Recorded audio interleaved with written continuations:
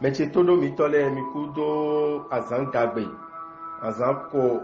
nukon aizengo gbero avivo suome. Mi meyin agbo pe gbe ton le o mi na do mi kun lojuro we me ma do asu alo we ma do asia. E loju me ne asu no me ne asinu e no koton e kunso do le ni me o. Mo kana do no we me bele bo do asu alo bo do asio. Mo na do kondo kona de ajije na do asu pasi potentin. Mi mo ve de bu mi an. Mi kana tun fun lojuro de bu bo mi jabe akode mo na ni ki koto mi na ni ta mi pon alo mi ne kan bi oro jiro na bi kasanu bo ali mo ma na sando akive men mi. Mo kana do no we me bele o kun lojuro ani tuno na mena gansi apako o vede ukunu ni wa lu kanji da gbazabe mi so azo si apako yo edojiro nu ya ko so do te nu aja biblo gbe bo aru na do ebo ero liniero biro to ejio nu mo koton ala to bla iblo to kan ko elo meji o kya kana zanwa 44 mi me toro le o mi na do mi no me ko do asu alo me do asio suwon do dadu wa mi e bo mi na do mi de sin jiro town bo fifa na no mi teti we me maka do asu alo me do asia mi na do nu ko di planet ma so planet mo koton elo di do jiro akuna na nu kuma debu me na do mi na jiro ile alo me na do jure mi le o akuja na nu kuma debu me le o we na ve o pe debu nu me ne asunu alo asinu ya na mi mo to lo igbe ni mi kawa kwesi apapọ mi na do we ni blo dede do planet iro ira so planet mo koton eno so bon we ma do nkun to we no ibiblo to akwa ma do nkun to ene mara yin season to ina blo dede mo kra do mi kum lo jiro la mena no kan isi apapọ yo mi na do mi kum lo jiro mi kum o ve debu mi o mi kawa kwesi apapọ yo mi na do mi kum lo jiro pepepe nu e do kum mi de le o keke timbo ekun o je pe ekun o je alotonji o mo kra do mi kum lo jiro kun yen ni razon bo mi na do ve mi de o mi lewo chitero mi de o bo wuli bo mi de o 10 ans le dion e la je yan nu mi ji mo pe mi kan za wọn o ki tantan go mi me yin we do bule bo mi lo se mo le o mi na do mi kum lo jiro mi na tun lo jiro mi na do gan town kan mi ja do bo fifa na no hondo mi to me kan mi ja do bo awajije na no hondo mi bo mi na se mi de sinbe we me ma ka do asu alo we me ma do asia mi na do no planet yo venu so planet mo koton e do dagbe na wa lo bo me na yin asu no alo asinu yo e kun so le meje tu ana yin mi mo to mi kala vo fli mi kum na jiro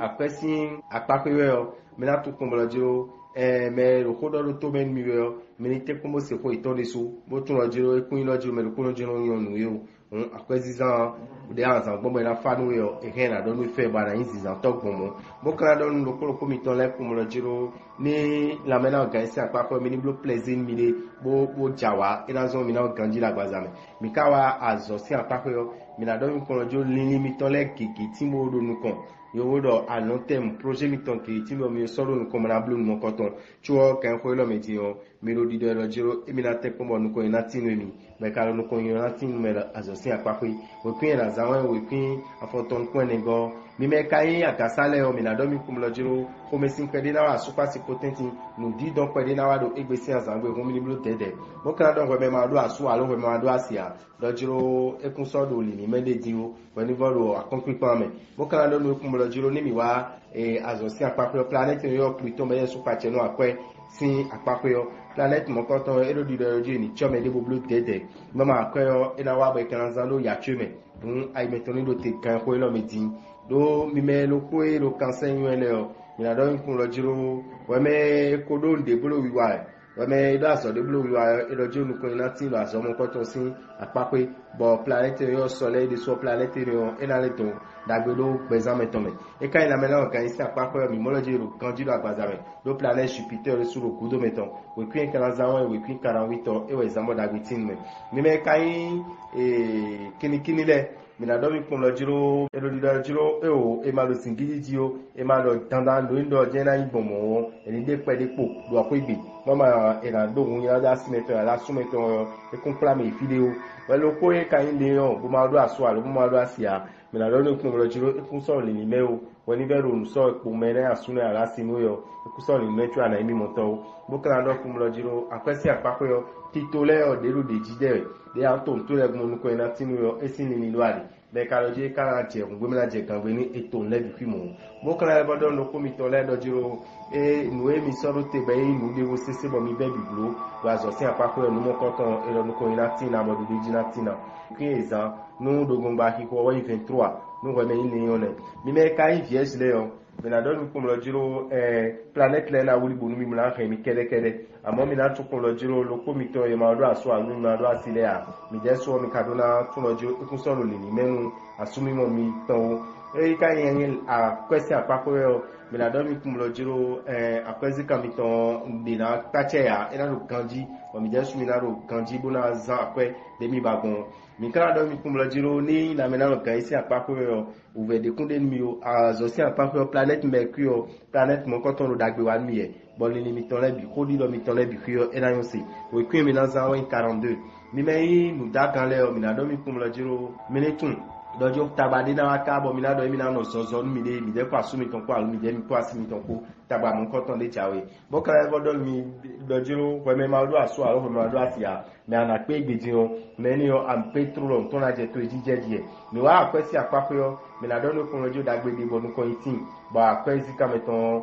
ina jeji mo kan do no kun ojo la me na no kan isi apako yo ani blo we de do bo yo pon e blo da meton no e blo massage ini blo nu teme he na blo bla yo pon le yo e lo di blo jan yo e la yo nu me ni azo si apako yo lo ko de mi na do kun e lo mi blo dede bo mi jan de bulu gbe azo si apako mi ni ta kun o chublo o kwe mi na za 13 mi me kai scorpion le bo mi yo lo mi lo ahon click le o mi de o mi na tun kun lo jiro we me scorpion fomesin pede de asupasi potentin fomesin ne kun kan yin bla do me so e feeling yo we me makado aso ahun mo do asia mi la don we si loji woni yagbonji bodo akonkikwa boka tun kun mo jiro ni mi wa apesi apako e lo di loji ai mi ton ni lo te mama mi na za pe gbo taw boka e lo don mi kun mo jiro me keke na tin mra don mi do apesi za utu me wa mi ton ni lo te mra don we me lo peche si bo scorpion mra do na me na kan si apako mi ku mo vende bunu yo nu e kan azo si apako yo na do mi ku mo jiro e na je mi pepe bina azo si apako yo ala tu ku mo jiro uve peri na de bo dossier lo te kon le yo de ana ya fo mo akuna ya fo bi fina le kan me amo me kan wa zo hawe le yo ala tu ku mo jiro me gbector keke de na do mi na konkoro qualité me hon ay tenu do te do be si ensemble mi me kan sagitele yo mi na do mi kun lo jiro mi do na te kombo ti de do asume ton wa lo asime ton wo nu mo koto mi na te kombo na do mama ina zombo tagba na han we de bunwa mi kan level to kon jiro planète yo Saturne planète mo koto elo di do elo jiro vraiment ma do asu alo we me we kono e polote yo elo do jiro tizane je me na asu na amena sinu kuso ni mechu anamo ni mikawa a kwesi apako yo elo akọ enizan de pepepe no mo akọ buno level zan amo titon e mo hun eni bo san de mazan do ya cheme o bo kana do no kun ojo la mena no kan isi apako yo o ve de bukunde no la mena no kan isi apako azo si apako yo me na do mi pumo lo jiro uve pedede uve ni o e kalja imetoni lote ndebu be ja sin ni hakun ndebu be za bele ni sin ni to hakun dandan we mama ija do fe cha me be na je be kana fe o me azo ne ma kan yo mu kan ko lo be ane o kin kan za we 68 mi me kan ya we zo gbanu le mi na do mi kum lo jiro mi na tun o ko me sin pede na di la wa super si potentin ko me se ni okun kan do ko me ni ye o we me ma ka do aso a we me ma do asia ekun solo ni menu wale so wani belo akonji pon bo tun lo jiro nu mo ko ton ekun so dan ni de din ni kan as question apakore lo jiro itreja zan ko bo ya ko tre meton eni ni ta ko pele wo chuwo inzizan to bo kan bodo kum lo jiro ni mede lu khudun de dog me blogbon le bo me yin meto ide en famille de wo lo jiro ma kaji bo blo e blo jara ko meton mi pina gbado won ni blo tede nu ni o sin apapọ̀ no mi kawa na me na organize apapọ̀ ya tun ojo ko me sisi wa na jodo ko me sin kan gbonu ra te ko mla blo sport pede mi wa azo sin apapọ̀ yo mi na do no kun lo jiro lini gege ti mo edo lini dako de ti mo edo be no pacha me de su be no le mi na si blo aji e ka do me lo jiro e ren na blo pipi eni ti te lo me de ko we kwe kan za 65 mi me verso le minado mi dero kumlo jiro asupa ti potenti yon nukunko de kunde dinyo no mebiro polopona lo tentome wo me makado aso alo wo me mado asia minado no kumlo jiro ana pemede me ame kana pe konfusion imede bo ina do jire de ujimlado melody on na do na da era itoni rote bukala do no me verso lo jiro akwesi apapo yo wani level tun lo jiro ekun ila no mi de budo akwesi apapo yo akwesi ali ola hunwe mi taundo egbesi asangbe bukala evo don me verso donc pour me dire sport ni yomi note comme le sport le polopo a sport bleu ela yon lo ba lo kanji la bazame a zosi apako yo me adonu comme le dire dans ouvert pe de na wa ho de na je kon me amo nu ye metona zon bo ko mo ko to na le bo ton si metal bo me don ko ni wa jina yin nu ya lu to we pin akana zan we kun wo go mi me we vile o mi la mi me do asu alu mi me do ase lo je lo mi ni hunu ku mi ton pon mi ni hunu ku mo pon do lo di do mi ye blo mi ni pon won mi kun lo pon o ene nazo ba asumiton ena zami bo alovi biba na glomi asimiton de sona zami bo ena pachami o meni blo tete bo hunu kun pede ko me poisson e makaudo aso alo be ma do asia mi na do ni kumulo jiro danda me an pemede me ana po bo uvenade bo complication na de o eloje ba haji bo bio nu mo koto me o cho a question pas que mi na don planète Saturne on comme le dieu planète mon coton ena encadré quasi comme étant ba quasi comme étant la ligue do de accord ton jawe e na pe blanc mi mon todo tento me